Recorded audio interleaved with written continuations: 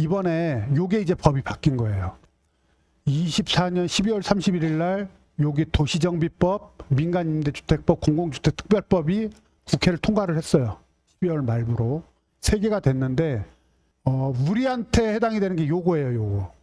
한번 보시면 하나의 기회로 볼 수 있겠다. 내가 봤을 때는 요거는 이제 틈새 시장이 될 수 있다. 뿐만 아니라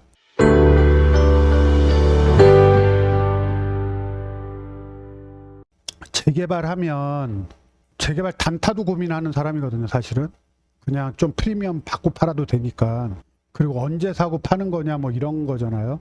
근데 재개발이 어렵지가 않아요. 그냥 딱 요게 다거든요. 정비사업이 주거환경 개선, 재개발, 재건축, 노후불량 이런 거거든요. 그냥. 그리고 근데 이제 문제는 이렇게 많은데 어떤 거는 사면 되고 어떤 거는 안 되고 요거 때문에 그것 때문에 좀 고민을 했던 거거든요. 그리고 요거는 이제 정비몽땅이라는 거에 보면 서울 쪽이죠. 이렇게 일정이 다 나와요. 이거 좀 이따 제가 하나 보여드릴 건데 이런 거 보면서 사업이 어떻게 되는지 이게 처음에 여기 기본계획 수립 극초기잖아요. 극초기. 이럴 때는 피가 없어. 당연히 피가 없겠죠. 근데 요 뒤로 가면 갈수록 이제 피가 붙는 거예요. 이번에 그 증산 5구역 같은 경우가 관리처분 인가가 난 거예요. 그래서 이제 2주 대책까지 다 된 거고 이제 철거는 아직 아니니까 되게 빨리 가는 거거든요. 그게. 요런 애들이 되게 많죠. 요 철거 들어가고 착공 들어가고 그러면 금액이 막 올라가요. 그리고 이제 일반 분양가가 나오게 되면 거의 조합원 분양가에서 일반 분양가가 피가 붙고 또 일반 분양가가 더 올라갈 걸로 예상하면 그것까지 피가 붙는 거거든요. 그러니까 이 시간의 문제다. 시간의 문제고 종류가 너무 많아. 다 많은데 여기서 주의할 거는 요거였었던 거였거든요. 3080. 요게 제가 이제 현금청산이라고 말씀드렸던 거예요. 요게 현금청산이었는데 이게 조금 이번에 좀 바뀌었더라고요. 그래서 그거 얘기를 좀 이따 제가 말씀드릴 거예요. 이게 어떤 거냐에 따라서 요 정도는 구별하자. 재개발은 건물만 있어도 나오고 토지만 있어도 나와요. 심지어 지상권자도 나오고 재건축은 토지하고 건물이 같이 있어야 나오는 거죠. 요게 단데 이게 영등포거든요. 아실 한번 보여드릴게요. 아실. 영등포 역이잖아요. 영등포 역 뒤에 보면 제가 어저께 답사하면서 뭐라고 말씀을 드렸냐면 3080은 역세권에 있는 거라고 얘기를 말씀드렸어요. 이것도 영등포역이죠. 그래서 여기 3080 요게 다 역세권에 있는 거야. 되게 위치가 좋아요. 그런데 이제 한 가지 단점은 얘는 낙찰을 받으면 무조건 현금청산이라는 거.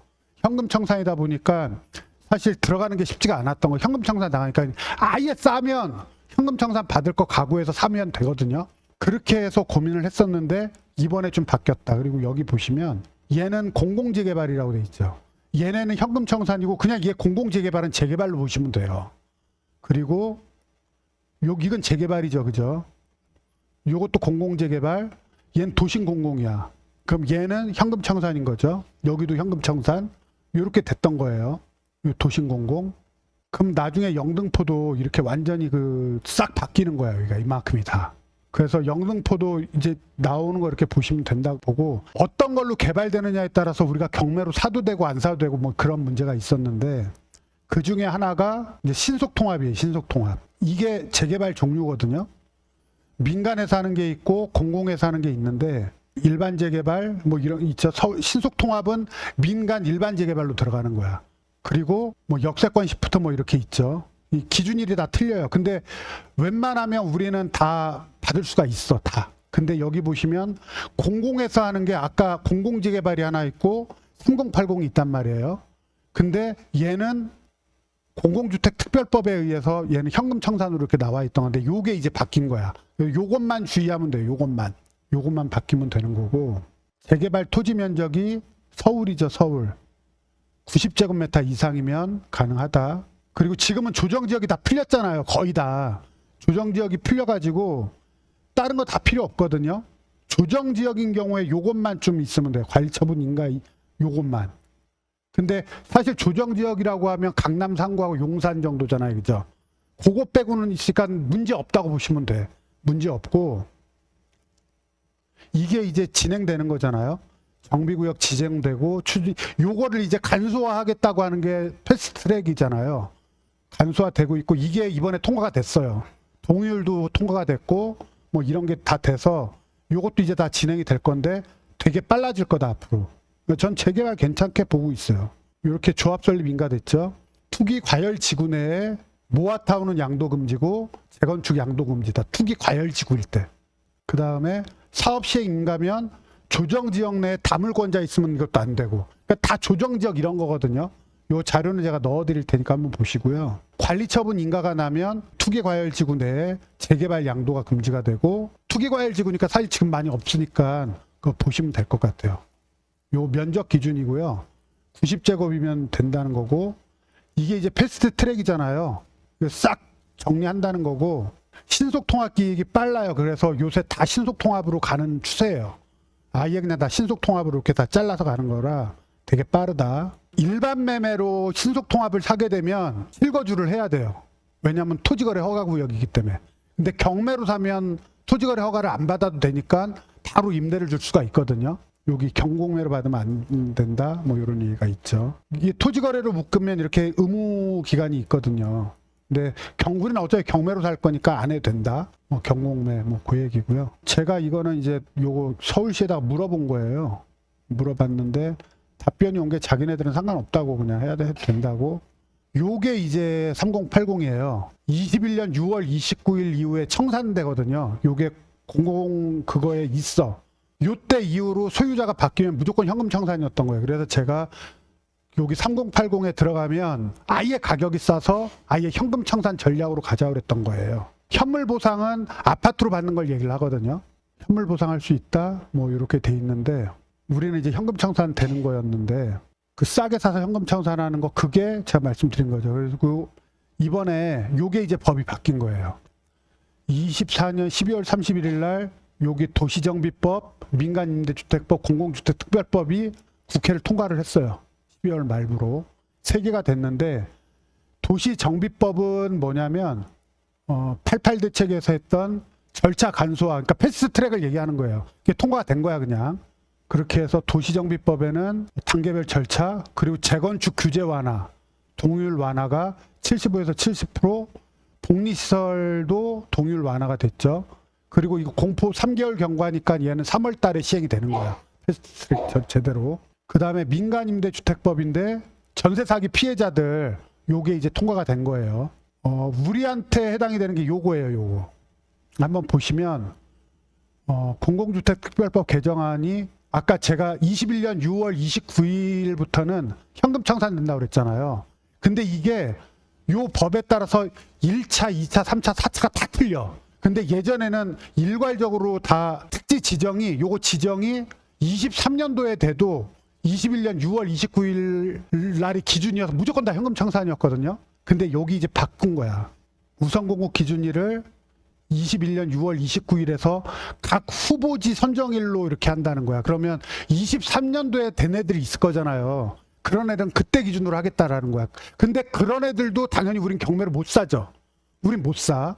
근데 여기에 어떤 내용이 나오냐면 일종 적권, 무주택자 1회 거래면 현물 보상을 한다는 거야. 무주택자. 그러면 만약에 내가 명의가 있다. 현금 청산이에요. 명의가 있고 무주택자다 그러면 3080에 이젠 투자를 해도 돼. 경매로. 무슨 말인지 이해되시죠? 그리고 입주 안 해도 돼. 그죠? 토지거래 그러니까 저는 요게 바뀐 거야. 그래서 요거를 하나의 기회로 볼 수 있겠다. 이런 거고 여기 보면 그것뿐만 아니라 전세 사기 피해자 주택도 현물 보상한다죠. 그러면 만약에 전세를 살고 있는데 걔가 이제 전세 사기를 당한 애인 물건이야. 그럼 그 물건도 낙찰받아도 된다는 얘기예요. 그러면 내가 봤을 때는 요거는 이제 틈새 시장이 될 수 있다. 뿐만 아니라 전세 사기 피해 주택 우리 등재가 되잖아요. 그죠? 그러면 제가 얘기를 했잖아요. 3080이 좋은 점이 뭐냐면 위치가 너무 좋다는 거야. 위치가 너무 좋고 얘네가 왜 이렇게 이거를 저기 했냐면 민간이 하기가 힘들어가지고 정부가 그냥 꽉 막겠다고 하는 거거든요. 근데 이러면 나는 내가 볼 때는 틈새 시장이 된다고 보는 거죠. 그리고 여기 보시면 그리고 현물 보상권 전매 제한 얘기가 나오는 거야. 다시 말해서 여기에 뭐라고 나오냐면 예전에는 요 3080에서 아파트를 분양받는 사람이 있을 거잖아요, 조합원이. 그러면 이 사람이 만약에 매매를 하려면 어떻게 했어야 되냐면 소유권 이전 등기를 해야 되는 거야. 아파트를 다 해서 다 분양받고 맨 마지막에 소유권까지 이전하고 나서 아파트를 팔아야 될 수가 있는 거였거든요. 근데 이게 바뀐 거야. 분양 계약하고 나서 입주권으로 팔 수가 있다는 거죠. 그러면 요거는 이 사람들도 여태까지 자기 재산권이 이렇게 매매를 못했으니까, 근데 분양 계약하고 나서 바로 팔 수 있으니까 피 바로 붙여서 팔 수가 있는 거죠. 그럼 이거를 우리는 또 살 수가 있는 거야. 그죠? 요게 바뀐 거예요. 그래서 요 정도 바뀌었으면 그러면 요거 관련해서 저는 여태까지 여기 3080에 나오면 무조건 싸야 된다고 생각을 했었거든요. 자, 제가 정리한 거예요. 우선 공급 기준일을 변경을 했고 21년 6월에서 후보지 선정일이어서 이게 1차, 2차, 3차, 4차가 다 있어요. 요걸로 될 거고 그렇게 현물한다. 무주택자 1회거래 입주권 나온다. 전세 사기 피해자도 이것도 나온다. 그리고 분양 이거 된다. 그리고 요게 문제는 공포 6개월 후 시행이야. 그럼 이번에 법 바뀌었죠? 바뀌었으면 6월 이후나 될 것 같아. 6월 이후인데 그러면 우리 같은 경우가 이제 소유권을 넘겨받으려면 이 6월 이후에 사야 되는 거예요. 지금 사면 안 돼. 그리고 아까 몇 개 있었잖아요. 그러면 우리는 한 5월 정도쯤부터 4월, 5월부터 3080이 나오는 걸 보시면 되는 거죠. 보고 있다가 그때부터 효력이 발생하니까 이렇게 하시면 될 것 같고, 지금은 어쨌든 현금 청산으로 가야 되는 거고, 공공주택 여러 가지가 있는데 저는 그냥 그건 것 같아요. 그래서 이번에 그 증산 4 요거 있잖아요. 3080 도심공고 요거 한번 볼게요. 여기 우리가 가봤어요. 갔는데 아직 2주 안 했잖아요. 그죠?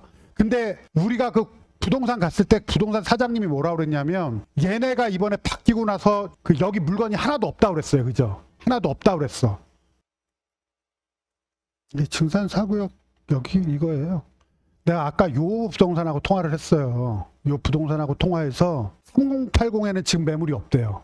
3080에는 매물이 없고, 내가 물어보니까 왜 매물이 없어요 그랬더니 증산 5구역은 피가 한 4억 5천에 사람들이 내놓을 수가 있는 거야. 근데 여기는 지금 아직 조합원 감정평가도 안 된 거야. 조합원 감정평가가 안 된 데다가 조합원 감정가가 안 나왔으니까 피가 얼마인지를 말을 못 하는 거야. 근데 얘네도 이제 팔 수가 있게 됐잖아요. 팔 수 있게 되니까 분위기를 보려고 물건을 싹 걷어들였다 그러는 거야. 그리고 부동산에서도 자기네들도 그 얘기를 하는 거야. 아니 조합원 감정가가 얼마가 나오는지 모르는데 피를 얼마를 붙여서 팔 거냐는 거야. 그렇게 그 얘기를 하는 거죠. 그래서 아까 이제 제가 이렇게 쭉 통하면서 뭐 얘기를 했었는데 나중에 한번 제가 가겠다고 그랬거든요. 요게 증산 4구역인데 대단지고 그래요. 요게 어쨌든 경매 물건에 나와 있는 게